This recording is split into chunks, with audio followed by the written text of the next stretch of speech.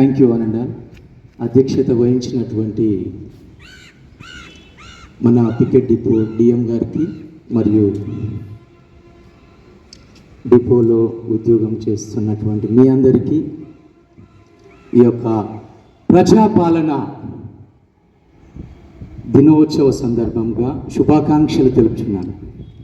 ముఖ్యంగా ప్రజాపాలన, ప్రభుత్వ పాలన అనేటువంటి రెండు అంశాలను మనం తీసుకున్నట్లయితే దేశవ్యాప్తంగానే కానీ ప్రపంచవ్యాప్తంగానే కానీ 3 రకాల అడ్మినిస్ట్రేషన్స్ నడుస్తున్నాయి.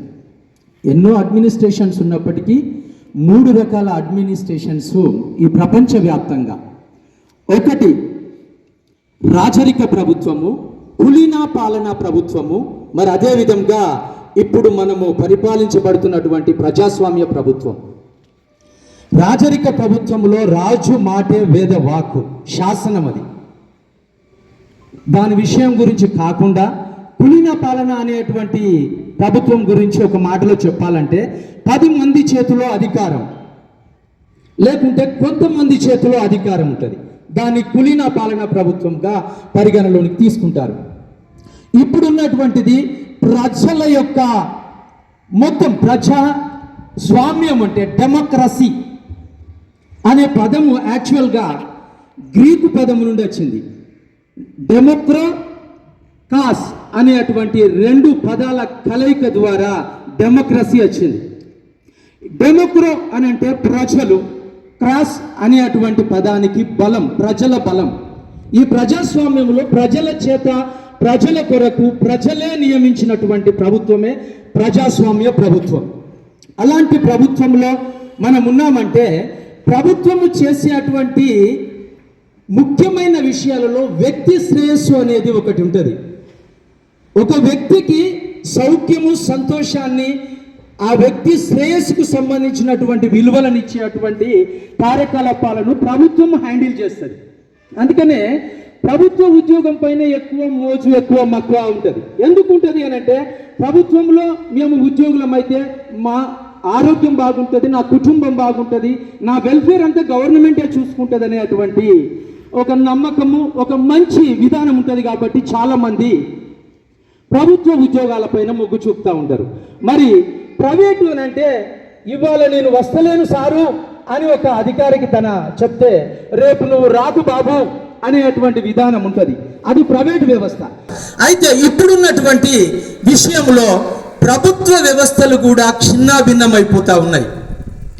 ప్రభుత్వ పాలనలో కూడా చాలా అణిచివేత విధానాలు జరుగుతూ ఉన్నాయి. ఒకప్పుడు బ్రిటిష్ పరిపాలనలో 18 గంటలు, దాని తర్వాత 16 గంటలు, దాని తర్వాత 12 గంటలు, దాని తర్వాత లెనిన్ విప్లవం తర్వాత 8 గంటలకు కుదించబడ్డది. వారానికి ఒక సెలవు దినాన్ని ఇచ్చింది. ఇది ప్రభుత్వం చేసేటువంటి వెల్ఫేర్.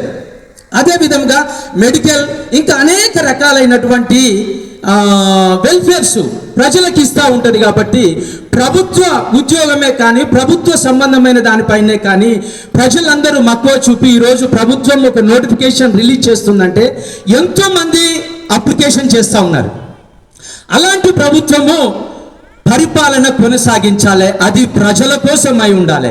కానీ అలా లేకుండా ఉండే ధోరణితో ప్రభుత్వం కూడా జత కడుతుందని చెప్పవచ్చు.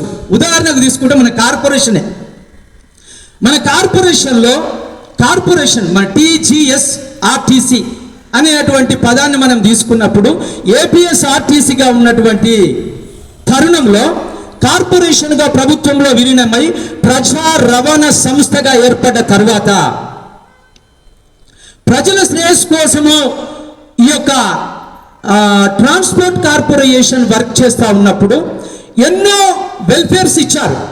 కానీ ఈ రోజులలో ఇప్పుడు మనం చేస్తున్నటువంటి పరిస్థితులలో వెల్ఫేర్స్ చాలా అణగదొక్కబడతా ఉన్నాయి. ఇది ఎందుకంటే ఇప్పుడు విధులను నిర్వర్తించేటప్పుడు విధులు ఎంత ముఖ్యంగా తీసుకుంటున్నామో వాళ్ళ హక్కులకు కూడా రెస్పెక్ట్స్ ఇవ్వాలి మేనేజ్మెంట్. కానీ హక్కులను కాలరాసి విధులను మాత్రమే ఫోకస్ చేయడం అనేది సరి అయినది కాదని నేను ఈ ప్రజా పాలన అనేది ప్రజలకు ప్లస్ ఉద్యోగులకు అందరి శ్రేయస్సుకు మేల్కొల్పే విధంగా ఉండాలని తెలియజేస్తూ ఈ అవకాశం ఇచ్చిన మీ అందరికీ ధన్యవాదాలు తెలియజేస్తూ ముగిస్తున్నాను. Thank you very much. జై హింద్.